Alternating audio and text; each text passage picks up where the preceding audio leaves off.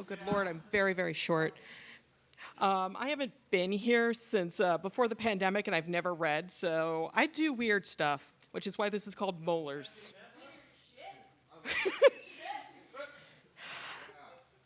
It's been fascinating learning to speak city, for I can easily speak to nameless things. I know what to say to Landvetir, to Laura's, but how does one address a high-rise?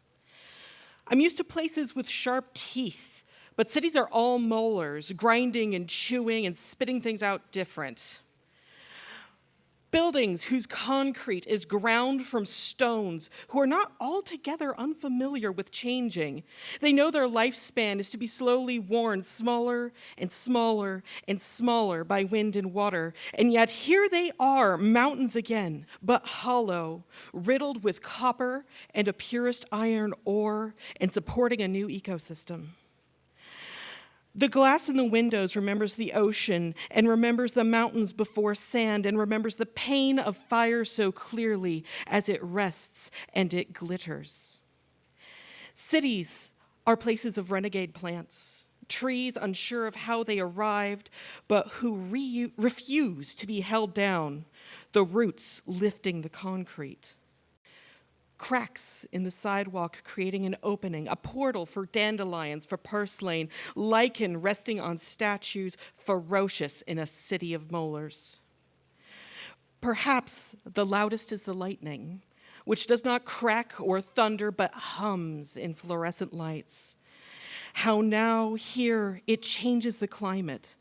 How lightning revels in cities, so much opportunity for movement, so many choices for electrons in a nervous system of metal. A place of movement and molars, I can speak to the stones and the plants, but it has altogether become itself, with its own rolling thoughts, its own magic.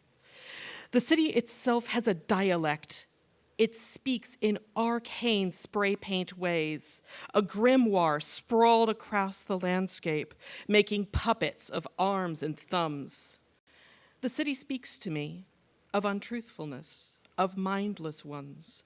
To those who read, there are words of power, and reversed, it has given me its secret name.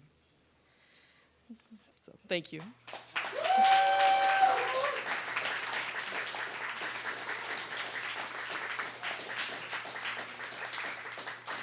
This one's shorter, I promise. Clues for wildlife. You see, I am like a fern, 2 adult forms, 1 unrecognizable. Yet I feel so foolish, an imaginary animal hunting ghosts. And there you are, constellations caught in your antlers, sweetly scented words, like flowers, like wine, like starlight, left in our wake, clues left for the wildlife. Thank you.